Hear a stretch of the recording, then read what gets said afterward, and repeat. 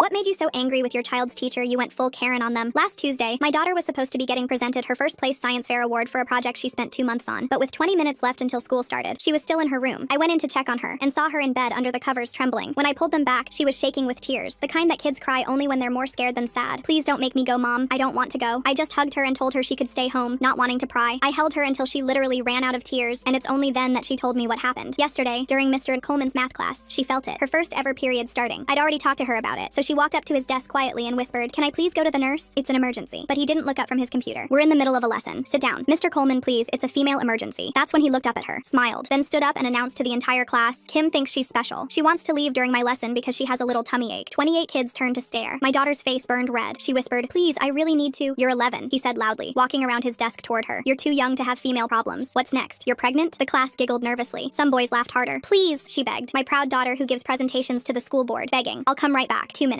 "Tell you what," he said, now standing right in front of her. "Tell the whole class exactly what your emergency is, and I'll consider it." She stood there, frozen, tears starting. "Go on. We're waiting. What's so important? Say it loud so everyone can hear." She couldn't say it. Not in front of everyone. Not in front of the boys who already teased her. Not in front of her crush. "That's what I thought. Sit down. And if you interrupt again, it's detention for a week." She waddled back to her seat crying. Minutes after sitting, she felt the blood rushing immediately. She raised her hand again, trying her best not to cry. "Mr. Coleman, that's detention. Want to make it 2 weeks?" She went quiet and put her head down. 10 minutes later, she felt it soaking through to her jeans. Soon, she could feel the blood pooling beneath her. The girl behind her whispered, "What's that smell?" And my daughter started crying. She waited until the end of class. Another 15 minutes. By the time the bell rang and she stood up, the blood was everywhere. On the plastic chair, down her legs. A dark red map of humiliation. "Oh my God!" someone screamed. "That's what happens when you don't know how to control yourself," Mr. Coleman said aloud for someone to hear. "She pooped her pants!" someone yelled. "No, I didn't," my daughter yelled back, but it was too late. Her classmates already had their phones out. They started taking pictures, recording her. "This is gonna go so viral," they were saying. My daughter ran out, leaving bloody footprints down the hallway. The students followed her and stayed outside the bathroom, banging on the door and taunting her. They only left when recess ended and they had to go to class. When she finished telling me the story, I sat there shaking. My brilliant daughter was now terrified to exist in her own body. "Mom, please don't talk to anyone about it." I told her I wouldn't. Said I was just driving to pick her up some ice cream. But in reality, I went to her school, still in my pajama pants, carrying her blood-stained jeans I'd found in her drawer. I stormed into the principal's office and without warning said, "Mr. Coleman forced my daughter to sit in her menstrual blood for 40 minutes yesterday." But Mrs. Davidson sighed like I was wasting her time. Maybe if Kim spent less time at home and more time with other girls, she'd know how to handle these situations. My eyes went wide. She begged him to let her go to the nurse. "Your daughter has a pattern of attention seeking. She cries over test scores and constantly raises her hand in class." Now this dramatic story. I was starting to see red. "Here are her bloody clothes." I dropped the jeans on her desk. She wouldn't even touch them. "Ma'am, you helicopter parents are why your children are so fragile. Why not let Kim problem solve? The problem is she bled through her clothes in front of everyone and students took videos of her." I was now yelling. That's when she shot back. "You know what Mr. Coleman told me? That Kim's been flirting with boys in his class? Maybe this was her way of getting their attention. Preteen girls can be very manipulative." She stood up, smoothing her skirt. "Now, if you'll excuse me, I have awards to present." I followed her out and walked with her down the hall, into the gymnasium packed with hundreds of parents for the science fair awards. My daughter's empty chair sat on stage between the other winners. I stayed by the door as Mrs. Davidson walked to the podium and started adjusting the microphone. That's when I made my move. I walked straight at her toward the mic. Security tried to restrain me, but I ran by them and snatched the microphone. Other parents were looking on, not knowing what to do. I finally yelled into the mic, "My daughter won first place, but she's too embarrassed to be here because yesterday Mr. Coleman made her sit in her own menstrual blood for 40 minutes. The entire auditorium froze. Mrs. Davidson reached for the mic. "Security!" she hissed, but I wasn't done. I gripped the microphone harder and kept talking while hundreds of parents stared at me in shock. My voice got louder as I told them how Coleman asked my 11-year-old if she was pregnant in front of 28 kids. Parents started standing up from their metal folding chairs, and the sound echoed through the gym. 2 security guards rushed toward the stage, but a tall dad in a blue suit stepped right into their path and blocked them. More parents moved into the aisle and formed a wall between me and the guards. Someone's mom yelled to let me finish, and other parents started nodding and talking to each other. Davidson ran to the side of the stage where the sound equipment was set up. She grabbed at cables and tried yanking them out, but the teenage boy running the AV system pulled them away from her. He crossed his arms and shook his head when she pointed at the power button. Davidson's face turned red as she stood there helpless while I kept talking into the mic. I told everyone how students took videos of my daughter bleeding through her clothes and posted them online. My hands shook as I reached into my purse and pulled out Kim's ruined jeans. The dark stains were still visible even after I'd tried washing them. I held them up high so everyone in the back rows could see the blood. The gymnasium went crazy with parents yelling and demanding answers from Davidson, who was backing away from the angry crowd. Security finally pushed through the parents and grabbed my arms. They pulled the microphone away and started walking me toward the exit. Parents rushed over as we moved through the gym, and dozens of them surrounded us in the hallway. Mothers were pulling out their phones and typing their numbers into mine. One woman said her daughter came home crying last week after Coleman wouldn't let her use the bathroom. Another mom grabbed my hand and said she'd been trying to report him for months, but nobody listened. 3 more parents told me similar stories about their kids being humiliated in his class. We exchanged numbers in the parking lot while security stood there watching us. I drove home with my hands still shaking on the steering wheel. Kim was curled up on our brown couch with her knees pulled to her chest when I walked in. Her eyes were wide and scared as she looked at me. She asked what I did, and I could barely look at her face. I sat down and wrapped my arms around her small body. She was shaking as I promised we'd figure everything out together from now on. I told her I wouldn't make any more big choices without talking to her first. burst. She buried her face in my shoulder and I felt her tears soaking through my shirt. My phone started buzzing nonstop on the coffee table. Text after text came in from parents who were at the ceremony. One mom wrote that her daughter came home crying last month when Coleman made fun of her for needing the bathroom during a test. Another parent said Coleman told her son that girls were just dramatic and looking for attention. More messages kept coming about things he'd said and done to other kids. Later that night, after Kim went to bed, I sat at the kitchen table with my laptop. I started typing out everything that happened from the beginning. Kim had helped me remember the exact words Coleman used and the specific times everything occurred. I wrote down every single detail we could remember about that awful day. The email to the superintendent and school board took me 2 hours to finish. I attached photos of the bloody clothes and included the dates and times of everything. My phone buzzed again with a text from a parent I didn't know. She sent me screenshots from a group chat where kids were sharing the videos they took of Kim. The messages under the videos made me sick to my stomach. Kids were calling her gross and saying she did it on purpose for attention. They were making jokes about the blood and planning to tease her when she came back to the school. I saved every single screenshot to a folder on my computer labeled evidence. More parents kept sending me things they found online and I saved all of it. Kim came back downstairs because she couldn't sleep and saw me looking at my phone. She asked what I was doing and I tried to hide the screen, but she'd already seen it. Her face went white when she realized how many kids had shared the videos. Something feels off about Coleman's behavior here. Why would a teacher risk his career by publicly humiliating a student over something so basic? Makes me wonder if there's a deeper pattern or if he genuinely doesn't understand what he did wrong. She started crying and asking how many people had seen them. I didn't know what to tell her because the view counts kept going up. She was shaking and saying everyone at the school would hate her forever. I held her tight and promised we'd get the videos taken down somehow. She cried harder than I'd ever seen her cry before. I carried her to her room even though she's getting too big for that. She held on to me like when she was little and scared of thunderstorms. I stayed with her until her breathing got steady and she finally fell asleep. My phone kept buzzing with more messages, but I turned it to silent and just held my daughter. The next morning came too fast and Kim was still sleeping when I grabbed my phone and looked up the school counselor's number. I dialed Tess Kirby's direct line and she picked up on the second ring. I told her everything that happened with Coleman and the blood and the videos. She gasped and said she'd clear her whole morning for us. Within an hour, we were sitting in her office while Kim picked at the sleeve of her hoodie. Tess handed Kim a laminated pass that said she could leave any class at any time without asking. She explained Kim could use the private bathroom near the nurse's office and showed us where they kept extra supplies. Tess suggested Kim could start with just mornings at the school and see how it went. Kim nodded but didn't say much. After leaving Tess's office, I drove straight to the district building and asked for the Title IX coordinator. The receptionist pointed me to Clarissa Mercer's office on the 3rd floor. Clarissa took notes on a yellow legal pad while I went through everything again. She explained the investigation would take several weeks and gave me a packet of forms to fill out. That afternoon, my friend from book club texted me about a lawyer who helped her sister with a school issue. I called Fatima Aguilar's office and her assistant said she could see us tomorrow. The next day, Fatima sat across from us in her conference room reviewing the evidence folder I'd brought. She agreed to take our case without charging us anything. Within hours, Fatima had her assistant sending letters to the school demanding they preserve all security footage and emails. She filed takedown notices with every social media platform we knew about. She explained that sharing videos of a minor in distress was illegal. The school board meeting was in 3 days, and Fatima helped me prepare what to say. I went to the district office and wrote my name on the public comment sign-up sheet. My hand was shaking, so bad I could barely write. That evening, I got a text from another mom saying the teachers' union was already defending Coleman. She'd heard they were saying he deserved due process before any action was taken. My stomach turned, thinking they might protect him. 2 different mothers reached out after hearing what happened. One said Coleman had mocked her daughter for asking to use the bathroom during a test. The other said he'd told her daughter that girls were always being dramatic. Both of them sent me written statements about what Coleman had done to their kids. They promised to submit them as part of our complaint. 3 days later, I got an email saying the district had placed Coleman on administrative leave while they investigated. It wasn't enough, but at least he wasn't in the classroom anymore. Mrs. Davidson was still principal though, and that made me mad. Tess called and asked if Kim could come write an impact statement about how this affected her. We went back to her office and Kim sat at the computer typing slowly. She wrote about being scared to go to the school and how she couldn't sleep. She wrote about feeling dirty and broken. When she finished, she was exhausted and we went home. More parents kept contacting me with stories about Coleman. One dad said Coleman had embarrassed his son for crying after failing a test. Another mom said he'd made fun of her daughter's stutter in front of everyone. I saved every message and forwarded them to Fatima. The school board meeting was tomorrow and I practiced my speech over and over. Kim helped me time it to make sure I stayed under the 3-minute limit. She said I should mention the other kids he'd hurt too. That night I couldn't eat dinner. Kim made herself a sandwich and brought me crackers, but I felt too sick to eat them. She sat next to me on the couch and we watched cooking shows until she fell asleep. I carried her to bed again even though my back hurt from it. The next morning, Fatima called to go over the plan one more time. She reminded me to stick to facts and not get emotional even though that would be hard. She said she'd be there in the audience for support. I put on my only business outfit and drove to the district office. The meeting room was already filling up with parents and teachers. I saw Coleman's wife in the back row and my hands started sweating. When they called my name, I walked to the podium on shaky legs. I unfolded my paper and started reading about what Coleman did to Kim. I kept my voice steady even when people gasped at the details. I mentioned the other students who'd come forward with complaints. I asked the board to take real action to protect kids. When I finished and sat down, several parents clapped. The board members looked uncomfortable and said they'd take it under consideration. After the meeting, 3 more parents approached me with their own Coleman stories. One mom started crying when she told me what he'd said to her son. I gave them all Fatima's contact information. Over the next few days, Fatima filed more paperwork with the district. She pushed for a full investigation into Davidson's handling of the situation too. She said we had a strong case for a hostile environment claim. Kim slowly started going back to the school for half days. Daniele Roman was subbing for Coleman's math class, and he was really nice to Kim. He showed her where the bathroom passes were and told her she never had to ask. Some kids were still mean, but others were supportive. Her science teacher gave her a hug and said she was proud of her. The lunch lady saved her favorite cookies every day. Kim started eating lunch with Tess twice a week to talk about how she was doing. 3 days later, Fatima called me with news that made my hands shake. She'd been digging through the school's security system policies and found out they had cameras in every hallway, including the one outside Coleman's classroom. She drove straight to the district office that afternoon and filed an emergency preservation request before they could delete anything. The IT director tried to claim the footage gets overwritten every 7 days, but Fatima had already checked the retention policy, which said 30 days minimum. She stood there in his office until he signed the preservation order and gave her a receipt with the exact date and time. The next morning, district lawyers showed up at her office trying to narrow everything down. They wanted to limit the investigation to just that one incident in Coleman's class, but Fatima wasn't having it. She pulled out a stack of papers showing every complaint filed against Coleman over the past 3 years, plus Davidson's response patterns. The lawyers kept insisting this was an isolated incident, but Fatima pointed to the principal's comments about Kim being manipulative and flirting with boys. She told them that showed a pattern of gender discrimination that went way beyond one bad day. They left her office looking worried, and she texted me that we had them on the defensive now. 2 days later, Kim had to do her interview with Clarissa Mercer at the district office. I sat right next to her holding her hand while she told the whole story again. Kim's voice stayed steady even when she described the blood pooling on the chair and the kids taking pictures. Clarissa typed everything into her laptop and asked follow-up questions about exact times and who was sitting where. Kim remembered details I'd forgotten, like which kids laughed the loudest and who kept filming even after she ran out. When Clarissa asked about Davidson's response, Kim repeated word for word what the principal had said about her being an attention seeker. The whole interview took 2 hours, and Kim needed a break halfway through to go to the bathroom and splash water on her face. Afterward, Clarissa said Kim did amazing and that her detailed memory would really help the case. Over the next few days, Clarissa started interviewing other students who were in the class. Some kids agreed to talk and confirmed everything Kim said about Coleman refusing to let her leave, but several parents wouldn't let their kids participate at all. One mother actually called me to insist her son's phone was broken that day so he couldn't have taken any videos. I had screenshots from the group chat showing her kids' posts, but she hung up on me when I mentioned it. Another parent said their daughter was too traumatized to relive it, even though that same girl had been laughing in the videos. Fatima told me not to contact any more parents directly since it could hurt our case. That's when the anonymous messages started showing up on my Facebook and Instagram. People calling me a troublemaker and saying I was ruining a good teacher's career. Some messages said Kim was lying for attention just like Davidson claimed. Others said I was a bad mother who should have taught my daughter better hygiene. I wanted to respond to every single one, but Fatima made me promise not to engage at all. She had me screenshot everything and save it in a folder labeled evidence. The messages got worse over the next few days, with people saying they knew where we lived and that we should move away. I changed all our privacy settings and blocked dozens of accounts, but new ones kept popping up. Meanwhile, the school called to offer Kim homebound instruction while they figured out what to do next. How did Kim find the strength to type out that impact statement when she was already so tired? The way she wrote about feeling dirty and broken makes me wonder if writing helped her process everything or made it harder to face what happened. A teacher would come to our house 3 times a week to keep her caught up on assignments. Kim felt relieved she didn't have to face everyone yet, but I could tell she missed her friends and normal routine. She spent most days in her room doing homework or reading, but seemed lonely without her usual activities. The homebound teacher was nice enough, but it wasn't the same as being at the school with her friends. That Thursday, Kim's STEM club had their weekly meeting, and her teacher set up a laptop so she could join virtually. When Kim logged on, several classmates immediately typed supportive messages in the chat. Her mentor, Mrs. May, held up a card that said how proud she was of Kim's bravery. 2 girls from the club privately messaged Kim saying Coleman had been mean to them too. Kim smiled for the first time in days seeing her club friends rally around her. After the meeting, her teacher emailed saying Kim could virtually attend anytime she wanted. The next day, I had a meeting with the assistant superintendent about changing policies for bathroom passes. He seemed genuinely concerned and took notes while I explained how urgent medical needs should never be questioned. He agreed the current system wasn't working and promised to bring it up at the next administration meeting. But when I pushed for specific timeline commitments, he got vague and said policy changes take time to implement properly. I left feeling like he cared more about avoiding lawsuits than actually protecting kids. That afternoon, Fatima called with huge news about evidence. The custodial staff had come forward with documentation that they'd done a biohazard cleanup in Coleman's room that day. The janitor had to fill out special paperwork for blood cleanup and noted which desk it was. He'd even taken a photo of the stained chair before cleaning it because the amount of blood was unusual. Fatima immediately subpoenaed all custodial records, and the janitor agreed to give a sworn statement. This was exactly the kind of physical evidence we needed to prove Kim wasn't exaggerating. Later that week, a reporter from the local paper called asking for our side of the story. I started to answer, but Fatima had warned me to direct all media to her. She crafted a careful statement that focused on student safety and the need for better policies without attacking anyone personally. The reporter seemed disappointed I wouldn't give details, but Fatima said keeping things professional would help us more in the long run. 2 days after that meeting, my phone buzzed with a text from another parent who'd been at the science fair. She'd attached an audio file from a staff meeting 3 weeks ago where Davidson was talking to teachers about dealing with difficult parents. I pressed play and heard Davidson's voice clear as day saying helicopter parents were ruining kids and making them weak. She specifically mentioned my name and said I was the worst example of coddling. She told the teachers to stand firm against parents like me who wanted special treatment for their precious babies. The recording went on for 12 minutes with her mocking how some parents think their kids are too delicate for normal discipline. She even joked about how kids these days claim medical emergencies for every little discomfort. I immediately forwarded it to Fatima, who called me within 5 minutes. She said this was exactly what we needed to show a pattern of retaliation and dismissive attitudes towards student health needs. She filed an amended complaint that afternoon, adding retaliation concerns and hostile environment claims. That same evening while I was making dinner, Kim came into the kitchen holding her laptop. She showed me an email from a girl in her math class who'd been one of the kids laughing. The girl wrote that she was really sorry and felt terrible about what happened. She said she only laughed because everyone else was, and she didn't want to be the next target. She admitted she'd had her own embarrassing bathroom accident in 3rd grade and knew how awful it felt. Kim read the email 3 times while I watched, her fingers hovering over the reply button. She typed out a response, deleted it, typed another one, deleted that too. Finally, she closed the laptop and said maybe she'd answer answer it tomorrow or next week. I didn't push her, but I was glad at least one kid had the guts to apologize. The next morning, I called 2 of my closest parent friends whose kids went to the same school. We met at a coffee shop along with Tess, who'd agreed to help us figure out how to support Kim through this. We decided to meet every Tuesday morning to check in and make sure Kim and I weren't dealing with everything alone. One mom said her daughter had been asking about Kim every day and wanted to know when she'd be back. The other mom offered to pick up Kim's assignments and drop them off so I wouldn't have to go to the school. Tess gave us her personal cell number and said we could text her anytime if Kim had a bad day or needed extra support. Having that little network made me feel less alone in fighting this battle. Fatima spent the next few days working on a public statement about the pattern of schools dismissing girls' medical needs. She interviewed 3 other families who'd had similar experiences with bathroom passes being denied. She kept the statement focused on policy changes rather than attacking Coleman or Davidson personally. She said going after individuals would make us look vengeful, but focusing on systemic problems would get more support. She planned to release it right before the school board meeting to maximize impact. The meeting was set for Thursday night and my stomach was already in knots. I'd written and rewritten my statement 20 times trying to get the words right. I practiced reading it in front of the mirror, but my voice kept shaking. When Thursday came, I put on my most professional outfit and drove to the district office. The meeting room was packed with parents and reporters. I signed up to speak and sat in the front row with my typed statement crumpled from my sweaty hands. When they called my name, I walked to the podium on shaky legs. My voice cracked on the first sentence, but I kept going. I told them about Kim's humiliation and Coleman's cruelty and Davidson's dismissal of our concerns. 2 other parents stood up after me and shared their own stories about Coleman refusing bathroom passes and making inappropriate comments. Then surprisingly, a young teacher I didn't recognize stood up and said the district needed better training on adolescent development and medical needs. She said teachers weren't given proper guidance on handling these situations. The board members took notes and thanked everyone for speaking, but didn't commit to anything specific. The next day, the district sent out an email announcing interim measures while the investigation continued. They said all teachers would now have to allow bathroom breaks for medical needs without requiring explanations. They also banned students from recording each other without permission and said violations would result in suspension. It was something but not nearly enough. Coleman was still teaching and Davidson was still principal. The email felt like they were trying to quiet us down without admitting real fault. The teachers union released their own statement that afternoon trying to walk a careful line. They said they supported both due process for accused teachers and dignity for all students. They called for collaborative solutions and better training rather than punitive measures. Their balanced approach actually seemed to help because suddenly the district seemed more willing to negotiate. They scheduled a meeting with Fatima for the following week to discuss potential resolutions.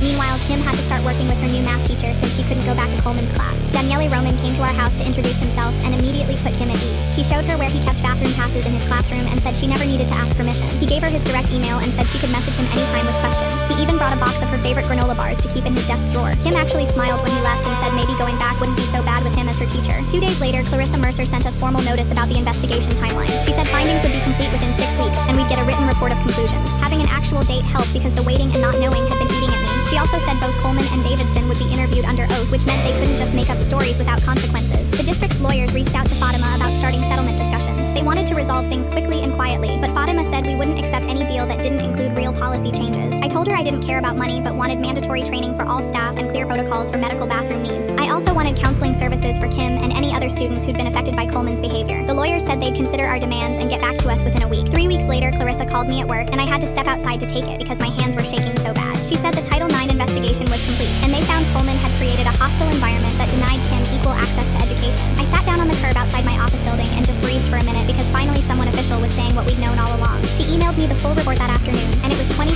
pages of documented violations, including witness statements from other students who saw everything. The investigator wrote that Coleman's actions showed a pattern of gender-based discrimination and his refusal to allow bathroom access for a medical emergency violated federal guidelines. Mrs. May holding up that card seems genuine, but why didn't anyone in STEM clubs speak up earlier if they knew Coleman was treating girls badly? The timing of all this support feels convenient now that Kim's case is public knowledge. I printed 3 copies and highlighted the key findings, then drove straight to Fatima's office where she was already drafting our response to the district. The next morning, the superintendent's office called an emergency school board meeting, and I watched from the back row as they discussed the findings behind closed doors for 2 hours. When they came back out, the board president announced that Mrs. Davidson would be immediately reassigned to a district administrative position pending completion of leadership training. She said Davidson had shown significant leadership shortcomings in her response to the incident, though they stopped short of admitting full fault. I saw Davidson leaving through the side door carrying a box of her things, and she wouldn't even look at me. The following day, we got official notice that Coleman was permanently removed from teaching any classes at Kim's grade level and would have to complete 40 hours of sensitivity training before returning to any classroom. He also had to write a formal apology letter to Kim, though Fatima warned me it would probably be written by lawyers. Meanwhile, Fatima's team had been sending takedown notices to every social media platform where the videos appeared, and most of them started disappearing within days. She showed me the compliance reports from Instagram and TikTok confirming removal of dozens of posts, though she said some would probably stay in private messages forever. I tried not to think about kids still sharing them privately, but at least they weren't public anymore. Tess called that week to suggest Kim could present her science fair project to a smaller supportive group since she'd missed the big ceremony. She arranged for just a handful of teachers and the science department head to gather in the library after school. Kim practiced her presentation 3 times at home the night before, and I could see her confidence slowly coming back. When she stood up in that library and explained her research on water filtration systems, her voice was steady and clear. The teachers clapped warmly when she finished, and the the science department head told her it was one of the most impressive projects she'd seen from a 6th grader. Kim actually smiled for real for the first time in weeks. 2 days later, the district held a parent meeting in the gymnasium to explain the new policies they were implementing. Over 100 parents showed up, and the superintendent himself presented the changes, including clear protocols for medical bathroom passes and mandatory training for all staff. Parents asked practical questions about implementation timelines and accountability measures. The angry energy from before had shifted to cautious optimism as people saw real changes happening. That night, Kim and I sat at the kitchen table with hot chocolate and had our first real talk about everything that had happened. I apologized for making the announcement at the science fair without asking her first. She said she understood why I did it, but wished we could have talked about it together. We made a plan to always check with each other before making big decisions about her situation. She wrote down 3 things she needed from me, including not posting anything on social media and letting her decide when to talk to friends about it. I wrote down my promise to include her in every meeting and decision going forward. Fatima called the next morning to say the district had accepted all our settlement terms. They agreed to fund counseling for Kim as long as she needed it, plus official policy changes district-wide. They'd mandate annual training for all staff on student medical needs and dignity. The district would also issue a formal public apology, acknowledging their failure to protect Kim. Everything we fought for was approved and would be legally binding. Kim started back at the school the following Monday, using her accommodation plan that Tess had created. She had a special pass that let her leave any class without explanation, and access to a private bathroom near the nurse's office. She avoided certain hallways where the worst kids hung out, but otherwise moved through her day with growing confidence. Daniele checked in with her every morning and kept those granola bars stocked in his drawer. She started eating lunch with 2 girls from her science class who'd been really supportive. By the 3rd week back, she was raising her hand in class again and staying after school for robotics club. Clarissa called me that Friday to invite me to join a new parent advisory committee on health education and student safety. She said they needed parents who understood the real challenges kids faced and weren't afraid to speak up about them. I accepted immediately because I wanted to make sure no other girl would go through what Kim did. The first meeting was scheduled for the following month, and I started making notes about all the policy gaps we'd discovered. Our fight had exposed so many problems beyond just Coleman and Davidson. There needed to be better training and clear protocols and actual consequences when adults failed to protect kids. This committee could help fix those systemic problems, and I was ready to do the work. 3 weeks later, the mailman dropped off a thick envelope addressed to Kim from the school district. She opened it at the kitchen table and pulled out a typed letter on official letterhead. Coleman had written 2 full pages about respecting all students and understanding medical needs. Kim read through it once, folded it back up, and stuck it in her desk drawer without saying anything. The next morning, I saw the local paper had run a front-page article about the district's new bathroom policies and medical pass procedures. They didn't name Kim, but described the situation as a wake-up call for better student protections. Parents at the grocery store stopped me to say they'd read about the changes and were glad someone finally stood up to the administration. That Friday, I picked Kim up early from the school and drove us to the ice cream shop I'd promised her months ago. We ordered huge hot fudge sundaes and sat in a booth by the window watching people walk by. Kim started telling me about her robotics project and actually laughed when chocolate sauce dripped on her shirt. The following week, maintenance crews installed metal dispensers in every girl's bathroom at the school. Kim stayed after class to help Tess stock them with pads and tampons, carefully organizing each shelf. She showed other girls where to find them and explained how the new system worked. 2 months passed before the district held their makeup science fair ceremony at the community center. Kim wore her favorite blue dress and walked across that stage with her shoulders back and chin up. She shook hands with the superintendent and held her trophy high for the photographer. Her science teacher gave her a standing ovation, and several parents came up afterward to congratulate her. Spring arrived, and Kim started spending Thursday afternoons in the STEM club room with a group of 4th and 5th grade girls. She taught them basic coding and helped with their science projects, but mostly she listened when they had questions. One afternoon, I overheard her telling them that bodies do all kinds of normal things, and there's never a reason to feel ashamed. The district newsletter that month announced that 3 neighboring schools had adopted our bathroom policies and medical pass procedures. What started with one girl's trauma had created new protections for hundreds of students across the county. Clarissa sent me the implementation reports showing every promised change had been completed on schedule. Training sessions for teachers happened monthly, and parent feedback stayed overwhelmingly positive. Summer vacation started, and Kim spent most days at science camp or reading medical books from the library. One evening while we were making dinner, she looked up from her anatomy textbook and told me she'd decided what she wanted to be. She said she wanted to become a doctor who helps young girls understand their bodies and feel safe asking for help. Watching her take notes and highlight passages showed me how she'd transformed everything that happened into something bigger than just surviving. We hadn't just gotten through it or moved past it or found closure. We'd taken the worst thing that ever happened to her and turned it into protection for kids she'd never even meet. The girl who couldn't leave her room 6 months ago was now planning a future where she'd be the adult who makes sure no other girl goes through what she did. Thanks for hanging out and exploring all this with me today. Really was fascinating diving into those questions together. Until next time, friends, take it easy. Like the video. It helps more than you think.